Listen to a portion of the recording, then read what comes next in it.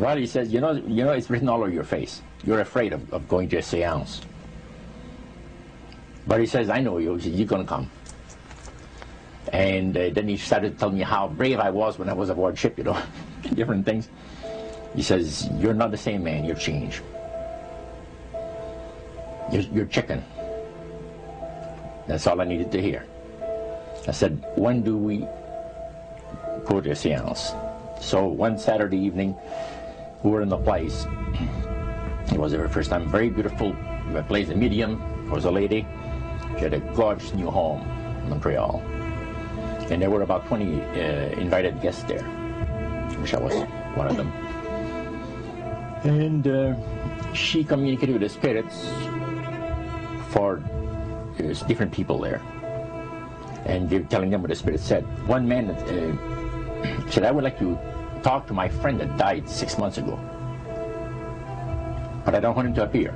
Just want to talk to him. Because he says, I don't trust you talking to my friend for me.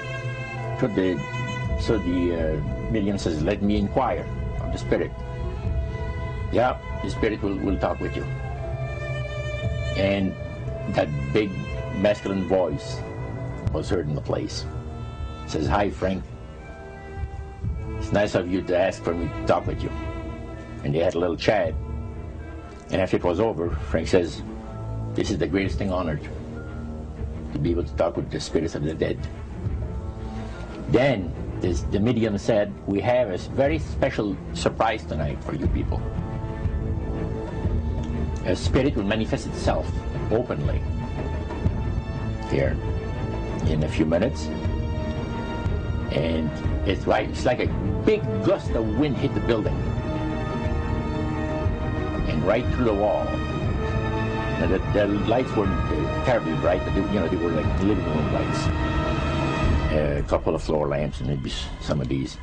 And that translucent being seemed to come right out of the wall. How did you feel right at that moment? It's almost like my heart stopped a little bit. You know, very weird feeling. So it was a lady in a beautiful evening gown, swirling.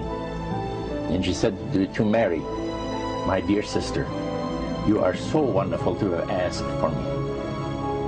And Mary fainted and fell right off her chair on the floor. And a couple of guys jumped up and picked her up, and it's very gone. And that was the beginning of it. That's how you got into it. Yeah, that's the way I got into it. After a while, you see, there's something interesting about the human mind. You can adjust to an awful lot of stuff. You can adjust to a lot of things that would terrify you to begin with. After a while, they become common and ordinary. So you mean contact with the supernatural can become commonplace and ordinary and doesn't bother anybody? Yeah. In other words, the more that you do it, you're not uncomfortable. That's right. It's just not an uneasy feeling. Yeah. So how did you feel about it? Then I got into a secret society that worshiped the spirits, you see. Well, now how is that different from the seance, Roger? It happens that the seance are not involving in many ways. But when you get into a secret society of spirit worshippers, then, and especially when you're invited there by the direction of the higher-ups in the spirit world, you never get out of there alive. And this is exactly what my friend and I were up against. We didn't know anything about. And there was a very, very popular big band leader. Jazz musician? Band, yeah, very famous. And one night we went to one of these seances, and he was with his wife. So Roger, you're at this restaurant.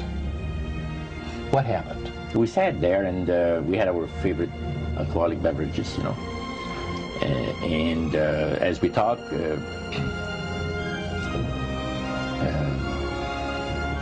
band leader says, he says, I want power. I go right to the source of power. And he says, how do you think that I became famous the way that I am? Well, I said, you must have had some good luck. Well, he says, there's no such thing as good luck. He says, there's either some power working for you somewhere, or you don't get ahead in this world. Not in my type of occupation. So it went from there. We got talking about spirit worship. Did it intrigue you? Or did it make you want to find out more about what exactly he was talking about? Yeah. So he said the supposed spirits of the dead that you're talking with are demon spirits. They're fallen angels. They're beautiful beings. Just set it out, just like that. Oh, yeah. It didn't make you uneasy when he said they were... Well, you know, it shocked you a little bit, you know. Something that you first hear mentioned to you. He said, you guys have got a great future ahead of you. Because we've been told, the high priest of our society, secret society, has been told that the master has very special plans for you too. Now, what did he mean by the master? Satan. And we were interested to hear more about it. And he told us, he says, look, we worship spirits. We worship Lucifer and all his angels. They're just as beautiful as they did before they were cast out of heaven. He says there was a misunderstanding in the whole thing. He says among the inhabitants of the galaxies. And he says our master was misunderstood. And God did not bear with him like he does with people that make mistakes today. So we're in a warfare, good against evil. And we happen to be the evil ones, but we're not that bad. He says, I look at this business between the forces of good and evil. He says, you believe in one person believes in God, and everyone believes in Lucifer. It's like politics. So the great controversy is real. And you've heard someone talk about it that's on the other side. And to these people, they are sold to the fact that Christ will not return to this planet with power and great glory. He's going to abdicate all claims to the planet, because the high priest once said that Christ will abdicate all claims to the planet because he knows that it is lawfully and rightfully Satan's.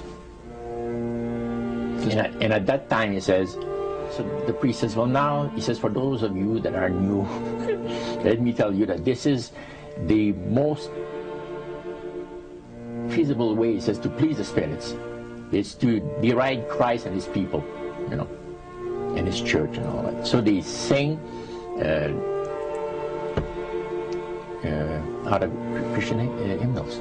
They didn't sing Christian words to the hymns, however. Well, they changed a lot of them. Yeah. Not for it's a form of blasphemy. Yeah. Such as you see today in the rock music world. You see the entertainers, they have these crosses. The ladies got earrings, crosses. The guys got crosses. This is a form of blasphemy, a form of deriding Christ. You see. Spirits cause the people to do that, to find pleasure in wearing this type of emblem, which is the cross is the emblem of the crucifixion of Christ to the Christians. Better to reign in hell than serve in heaven, is that it? Why not? I'm here on the ground with my nose in it since the whole thing began.